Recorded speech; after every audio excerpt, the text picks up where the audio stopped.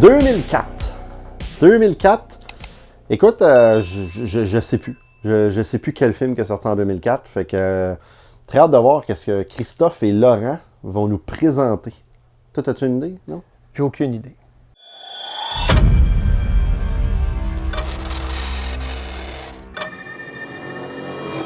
« 2004, le club Vidéo Gore, 2004. Ouais, 2004, beaucoup de bons films qui sont sortis en 2004, beaucoup de suites aussi, hein, comme d'habitude. On a évidemment, je vais essayer de reculer un peu mes piles comme ça pour que vous me voyez en face. Salut! Euh, Ça ne passera pas à l'histoire, hein? Ça n'a pas passé à l'histoire. À l'époque, Starship Troopers 2, réalisé par Phil Tippett. Phil Tippett, mesdames et messieurs, qui a signé mon Blu-ray quand il était à Montréal il y a quelques années. Phil Tippett nous a donné plein d'effets spéciaux, Jurassic Park, Return of the Jedi, il a travaillé sur les Star Wars. Tu sais, c'est vraiment une pointure. Piranha, il a vraiment travaillé sur beaucoup, beaucoup de films, mais en réalisation, peut-être qu'il devrait... Bon, il y a eu les Mad God, là, c'est un espèce de film épique stop motion, là. Mais non, c'est pas tout ça, Starship Trooper 2, c'est pas de ça que je veux vous parler. En 2004, il y a eu aussi hélas, les suites de Ginger Snaps 2 et 3. Le deuxième se passe dans un hôpital style psychiatrique correct. Le 3, ça se passe comme dans les années 1700, je pense 1600. Cheap un peu. T'sais, on aurait dû garder juste le 1. Le 1 était parfait. Moi, j'ai adoré Ginger Snaps 1. Species 3, le 1 était pas terrible. Là. Seed of Chucky, le 4. Même si le gentil Don Mancini, hein, qui a écrit tous les Chucky, a réalisé celui-là, même s'il me l'a signé, Seed of Chucky, là, c'est pas mon préféré, mais vraiment pas. Il y a aussi Tremors 4. Hey, vous imaginez-tu, Tremors, ils en ont fait 7. C'est 6 de trop. C'est pas de ça que je veux vous parler, surtout pas de AVP, Alien vs Predator. C'était pas bon. Blade 3 non plus, parce que c'était pas Blade 2. Hein? Blade 2, premier était correct. Le 2 de Del Toro était trop bon. Hellboy, c'était bien. J'ai préféré le 2, par contre. Si vous avez une chance, visionnez Calvaire de Fabrice Duwels, un Belge complètement fucked up. Mais je ne veux pas parler de ce film-là, ça prendrait 1 heure. De Kurt Player non plus, parce que c'est vraiment pas son meilleur à Argento. Sinon, on a eu évidemment beaucoup de fun à se taper le remake de Dawn of the Dead de Zack Snyder, son meilleur film, et Shaun of the Dead que je me suis retapé récemment avec ma fille qui a capoté. Ici, j'ai une copie signée par les 2 stars et le réalisateur. Je capote. Quelqu'un me donnait ça, signé. Mais c'est pas de ça que je voulais vous parler, mesdames et messieurs. C'est d'un film. C'est même pas un long métrage, mais c'est un classique. Pour moi, là, Bagman, profession meurtrier de la gang de Rockhill Superstar. À l'époque, c'était François Simard, Anouk Wissel et Jonathan Prévost, hein, qui avait co-réalisé le film.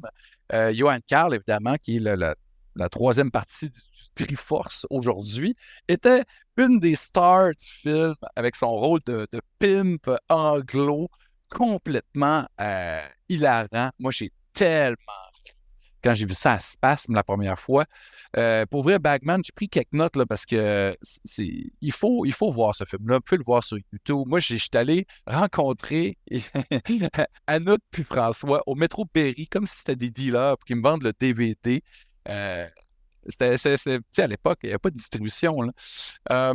Donc, c'est du gros slapstick. Tu sais, là, ils ont tellement visionné des films comme, tu sais, les Brain Dead, les Evil Dead, tu sais, on est là. Mais on voyait déjà le potentiel que ces jeunes-là, à l'époque, avaient parce que c'était inventif. Le montage était vraiment dynamique. Le acting, bon, c'était pas des acteurs, mais c'est ça qui faisait le charme du film. Les effets spéciaux, du papier mâché, du gore, de l'eau colorée, coulée, on dirait.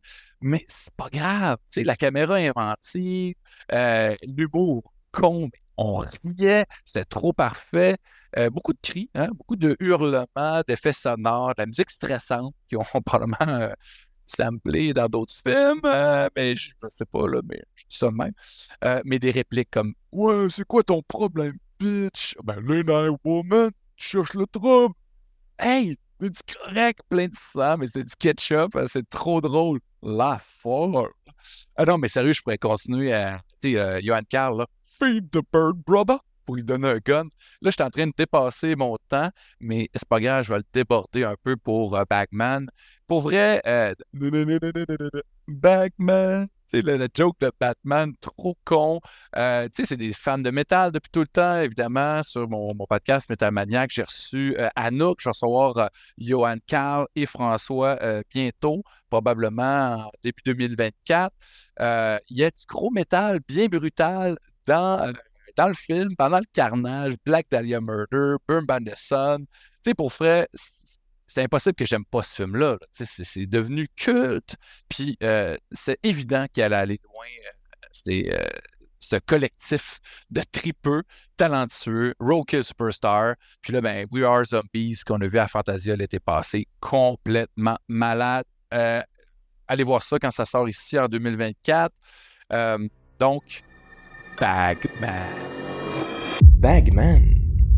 Est-ce que je suis tout seul à jamais en avoir entendu parler? Bon, en même temps, c'est vrai que mes connaissances en termes de films de RKSS sont pas très très bonnes, mais bon, je suis pas là pour vous parler de mon ignorance cinématographique, je suis là pour vous parler d'un film que je connais plutôt bien et que vous devriez connaître aussi, Dawn of the Dead de Zack Snyder, un remake du film de George Romero, sorti en 78, et je mets des guillemets parce que je trouve que les deux films sont relativement différents. L'histoire est simple. Du jour au lendemain, les gens se transforment en zombies assoiffés de sang, et dans une petite ville des États-Unis, il y a plusieurs groupes de survivants qui vont se réfugier dans un centre commercial, et là-bas, ils vont bien sûr devoir survivre aux zombies, mais aussi aux bas instincts de l'être humain. Bon, pour être parfaitement honnête, j'ai jamais été un très très grand fan du cinéma de Zack Snyder. Je veux dire, 300, j'ai pas détesté ça, j'ai bien aimé Watchmen aussi, mais c'est à peu près ça. Quand il est allé faire ses films de super-héros genre Man of Steel, j'étais peut-être pas le meilleur des clients. Je trouvais ça juste correct, ces films-là. Et Dawn of the Dead ne fait pas exception. Je sais, c'est l'un de ses films les plus appréciés par le public. En fait, c'est surtout quand j'étais plus jeune que j'appréciais plus ou moins ce film-là, mais avec les années et avec un peu de recul, je l'apprécie de plus en plus. Étant un très, très grand fan du film original avec toutes ces métaphores sur le matérialisme et la surconsommation, je m'attendais à quelque chose de similaire avec son remake. Et puis là, en fait, l'histoire, écrite par James Gunn, soit dit en passant, se concentre un peu plus sur la condition humaine, sur ces personnages torturés par leurs propres démons et sur leur rédemption. Bon, on a quand même tout l'aspect survie qui est toujours présent, mais on l'a agrémenté de plusieurs scènes d'action vraiment très cool, typiques de Zack Snyder. Je pense notamment à la scène du très très gros camion blindé à la toute fin. Et on a aussi quelques passages humoristiques qui sont très efficaces. Il y a aussi cet aspect body horror que j'ai vraiment apprécié. Hein. Dans plusieurs scènes, ça m'a évoqué le cinéma, la grande majeure partie des films de David Cronenberg. Et les effets spéciaux dans ces scènes-là, ils sont vraiment, mais vraiment bien faits. Les effets spéciaux, justement, ils ont été conçus par David Leroy Anderson, qui est le mari de Heather Langenkamp, pour ceux qui l'ignoraient. Et pour faire ses maquillages, il s'est inspiré de vraies photos de scènes de crime, de corps en décomposition. Ouais. Je sais pas si c'était très utile comme information, mais voilà, je vous la donne, c'est gratuit. Ah, et autre anecdote, moi qui me fait beaucoup rire, au Québec, le film s'appelle L'Aube des Morts. Donc, Dawn of the Dead, L'Aube des Morts, c'est une traduction littérale, parfait. En France, il s'appelle L'Armée des Morts. Le truc, c'est qu'en 2021, Zack Snyder a sorti son film Army of the Dead, qui au Québec s'appelle L'Armée des Morts, mais qui en France a gardé le titre original. Ah oui, il devait être un peu mal pris quand ils ont voulu trouver un titre francophone, parce qu'il avait déjà pris. C'est drôle, non? Non? Ok. Bon, si j'en crois à ma montre, Il me reste plus beaucoup de temps, donc je vous invite à voir ou revoir Dawn of the Dead. Zack Snyder apporte une dimension vraiment moderne et unique au film de Romero. Comme je vous disais, moi avant, j'aimais plus ou moins ce film-là, mais avec le recul, à chaque fois que je le regarde, je lui trouve de nouvelles qualités et je l'apprécie vraiment de plus en plus. C'est vraiment un film rafraîchissant qui est sorti à une époque où les films de zombies, c'était plus tellement à la mode, hein? Donc ouais, il se démarque du lot. Je vous invite également à faire un petit tour sur ma chaîne YouTube, Laurent de Champlain. Vous allez y trouver des critiques de films d'horreur, des critiques de films qui viennent tout juste de sortir au cinéma. Vous allez trouver des petites rétrospectives sur certains réalisateurs, sur certaines sagas de films. Bref, il y en a pour tous les goûts. De toute façon, Steve et Stéphane vont vous mettre le lien de ma chaîne en description. N'est-ce pas, les gars? Là, moi, il faut vraiment être inculte, une personne inculte pour jamais avoir vu Bagman. Ah, ben, tabarouette. Bagman, je peux pas croire. Bagman, c'est un classique. Faut aussi être assez... Bon, je veux pas dire inculte, mais come on.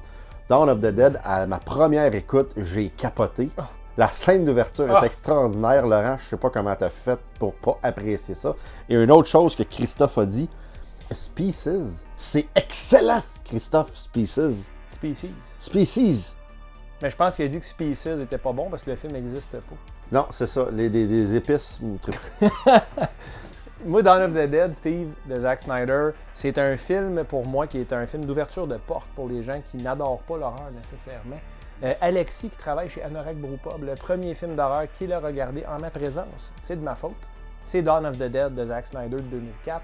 Tu l'as dit, la scène d'intro, la séquence au complet, comment ne pas être tendu après une scène comme ça. Faut aussi reconnaître la trame sonore de Disturbed, qui est Down with the Sickness, qui se prête parfaitement, ainsi que la chanson de Johnny Cash, When the Man Comes Around. Incroyable. Ah, moi, le plan d'en haut de la salle de bain, là, quand la fille elle rentre, écoute, si vous n'avez jamais vu le film, juste ce plan-là, ça me vend le film. On dirait que Zack Snyder est un bon réalisateur quand on regarde ça. Puis en plus, la scène où est-ce qu'ils sont sur le toit puis qu'ils cannent des balles de golf sur les têtes des zombies, entre autres, il y a Jay Leno qui se fait sniper. Une excellente affaire, ça.